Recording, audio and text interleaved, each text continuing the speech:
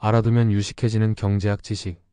지금까지 계속되는 잃어버린 30년, 1990년 초반 일본 부동산 시장의 대폭락. 부동산 버블의 폭발, 일본 경제의 추락.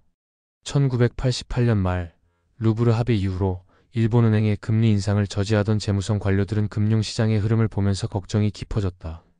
부동산 개발업체 및 건설회사에 대한 과도한 은행 대출, 점점 커지는 주식과 부동산 시장의 버블이 이제는 무시해서는 안 될 정도로 만연했기 때문이다. 1989년 봄, 마침내 재무성과 일본은행이 칼을 뽑아들었다.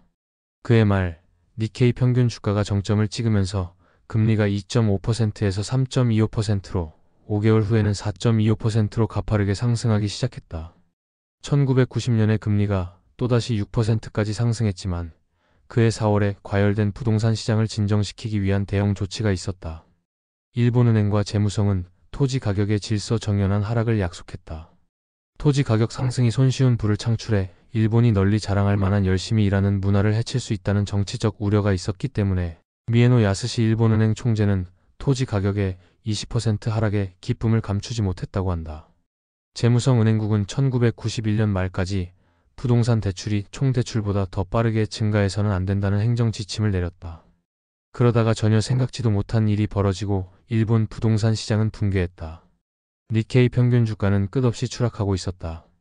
지난 6년 동안 4배나 상승하며 1990년 초에는 거의 4만에 육박하던 주식시장은 연말에 거의 반토막이 났다.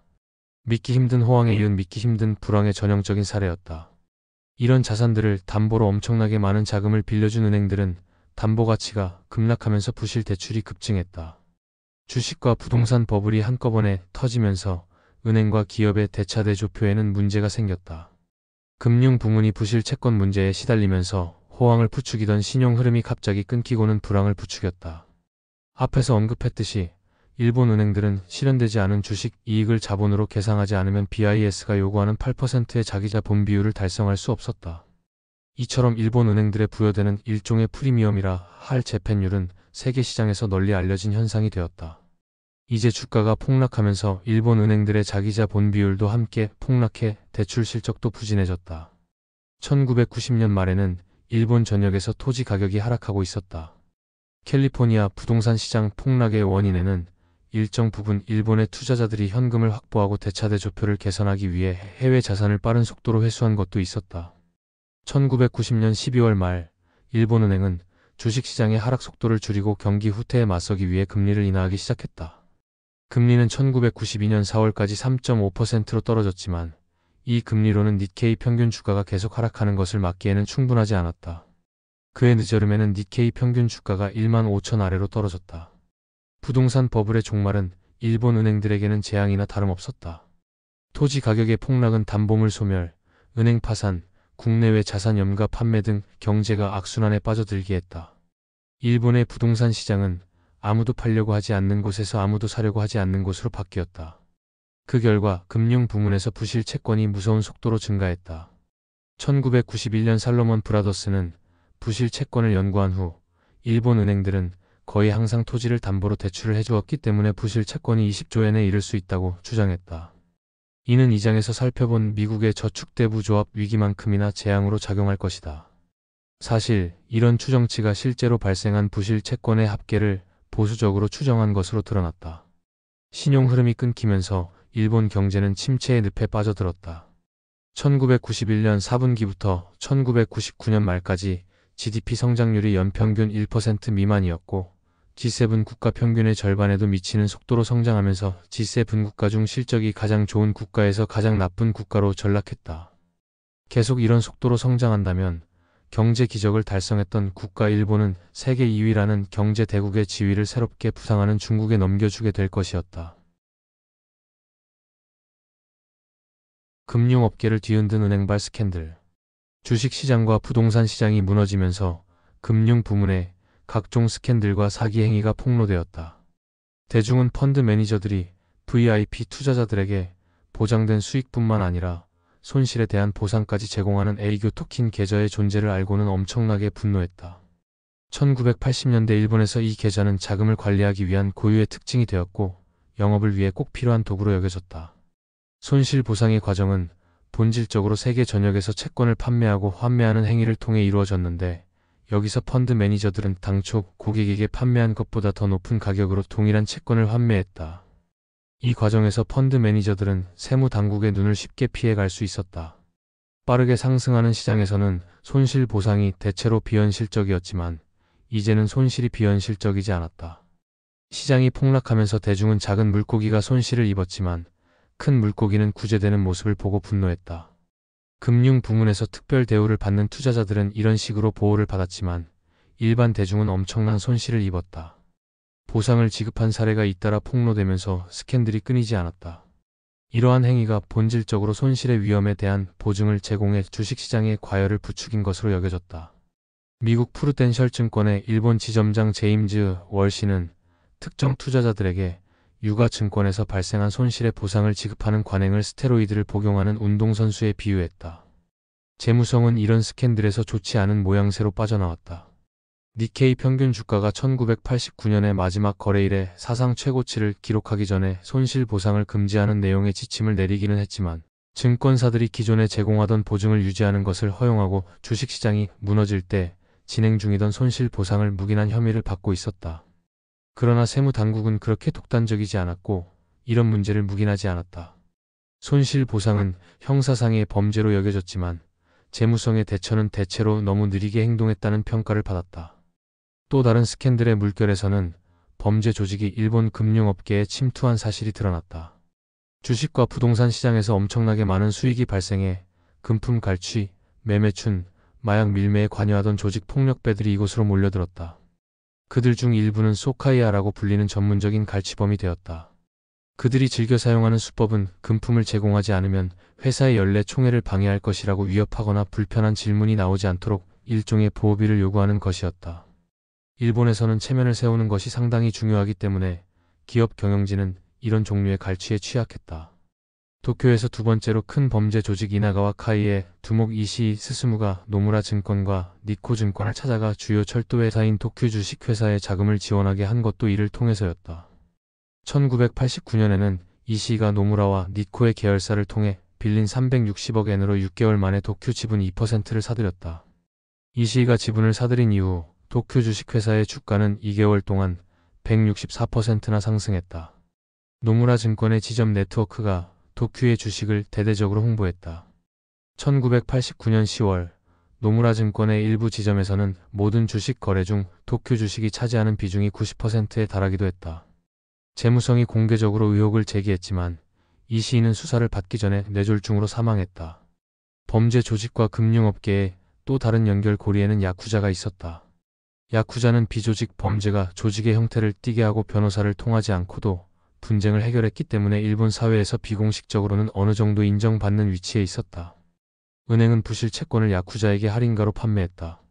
심지어 야쿠자 조직원이 오사카에 있는 은행 이사회의 이사가 되기도 했다. 일본의 유명 은행 중 하나인 스미토모 은행의 회장은 1970년대 초 스미토모가 인수한 무역회사 이토만의 이사회의 야쿠자 조직원을 이사로 앉힌 것을 사실상 인정했다.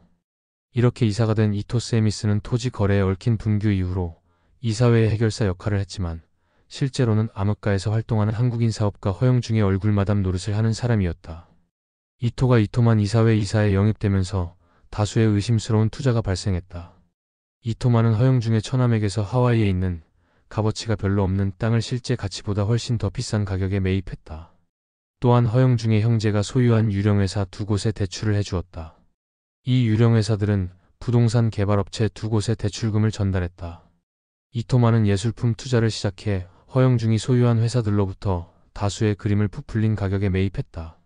이토만이 이처럼 낭비에 가까운 투자에 필요한 자금을 조달하는 과정에서 다수의 은행은 그 배후에 스미토모 은행이 있다고 생각해 기꺼이 자금을 빌려주려고 했다. 이렇게 빌린 자금이 부동산, 예술품, 골프장 투기에 쓰였다. 1990년 9월 금융당국은 5개월에 걸친 조사를 마치고 스미토모 은행의 총부채가 1조 4천억 엔으로 추정되는 이토만을 구제해야 할 의무를 부과했다. 1991년 8월 이토와 허영중 일당은 구속되었고 이토만을 통해 빌린 돈을 개인적으로 사용한 혐의로 기소되었다. 일본 은행들이 폭력적인 범죄 조직에 의해 약탈당하기만 했던 건 아니었다.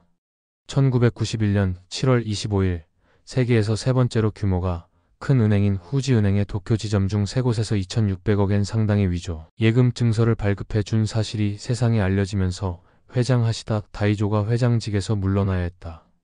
당시 예금 증서는 14개의 비은행 기관으로부터 자금을 빌리기 위한 담보로 쓰였고, 이렇게 얻은 자금 중 일부는 야쿠자가 연루된 부동산 회사로 흘러 들어갔다. 후지 스캔들이 터지고 불과 며칠 후 토카이 은행과 교와사이타마 은행도 후지 은행과 마찬가지로 비은행 기관으로부터 부동산과 골프장 투기에 필요한 자금을 빌리는 데 사용할 위조 예금 증서를 발급해준 사실을 인정했다. 후지 스캔들은 한동안 일본에서 은행이 일으킨 가장 큰 규모의 금융 사기 사건이었지만, 그 다음에는 일본산업은행이 오사카의 레스토랑 2곳을 소유한 61세의 오노우에 누이가 일으킨 사기 사건에 연루된 사실이 드러났다. 일본산업은행은 오노우에게 2,400억 엔을 빌려주었다. 1980년대 도쿄 주식시장에서 가장 큰 개인 투자자라 할 오노우에는 일본산업은행의 주식 310만 주를 보유해 이 은행의 최대 개인 주주가 되었다. 오노우에는 일본의 우량 기업들을 대상으로 수백만 주에 달하는 주식을 보유했는데, 그녀의 전략은 우량주, 특히 은행주를 대량으로 매입하여 보유하는 것이었다. 오노우에는 증권업계에서 유명 인사였고, 증권사에 납부하는 수수료만 해도 엄청나게 많았다. 1991년 8월, 오노우에는 위조 예금 증서를 포함한 허위 서류로 대출을 받은 혐의로 구속되었다. 그녀는 오직 혼자 힘으로 일본에서 최대 규모의 금융 사기 사건을 일으켰다. 일본 언론은 은행업계를 뒤흔든 일련의 스캔들을 앞다퉈 보도했다. 각각의 스캔들이 은행과 경영진에 대한 신뢰를 무너뜨렸지만 이미 자산 가격이 폭락해 비난의 직면에 있던 재무성은 대중이 부실한 은행 감독에서 그 원인을 찾을 것이라고 판단해 스캔들의 여파를 축소하는 데 여념이 없었다. 자민당에도 비난이 쏟아졌다. 이어진 1993년 총선거에서는 반자민당 연합이 승리를 거두었고, 이에 따라 자민당의 약 40년에 걸친 정권 유지는 종식되었다. 이런 스캔들은 정부가 금융 부문을 구제하고 정화하기 위해 납세자가 낸 돈을 사용하는 것을 정치적으로 매우 어렵게 했다. 개별 기관들은 대체로 사적인 영역에 있지만 전체 금융 시스템은 상당히 공적인 영역에 있고 경제가 작동하는 데 꼭 필요한 것이다. 결론적으로 이번 위기가 일본 경제에 엄청난 손상을 일으키게 된 원인은 수많은 스캔들과 일본 은행들의 엄청난 부실 대출을 처리하는 과정에서 정부가 적극적으로 나서지 못한 것에서 찾을 수 있다. IMF의 연구 보고서에 따르면 무너진 경제가 장기적으로 회복될 것인가를 결정하는 데에는 폭락 이후로 10개월이 상당히 중요하다. 이 보고서는 정부가 느리게 4년 혹은 그 이상 행동했을 때 국민이 겪는 고통이 컸다고 전한다. 일본은 행동하는 데 8년이 걸렸다. 정부와 재무성이 신속하게 행동하지 않은 원인은 비공식적이고도 관계에 기초한 규제 관행으로 상황의 진정한 심각성을 깨닫지 못한 것에서도 찾을 수 있다. 유령회사와 계열사로 부실 대출을 넘기는 방식으로 장부를 꾸민 경우도 있었다. 은행이 부실 채권을 장부에서 지울 때에도 담보물을 시장 가격으로 평가하지 않고 구매 가격에 회수한 것으로 처리하는 경우도 있었다. 아마도 재무성은 은행 사이를 떠돌아다니는 부실 대출의 규모를 인정하고 싶지 않았을 뿐만 아니라 경제가 회복해 모든 문제가 해결될 것이라는 헛된 희망 속에서 시간을 벌기 위한 필사적인 시도로 그와 같은 행동을 공모했을 것이다. 이상으로 지금까지 계속되는 잃어버린 30년 3이었습니다.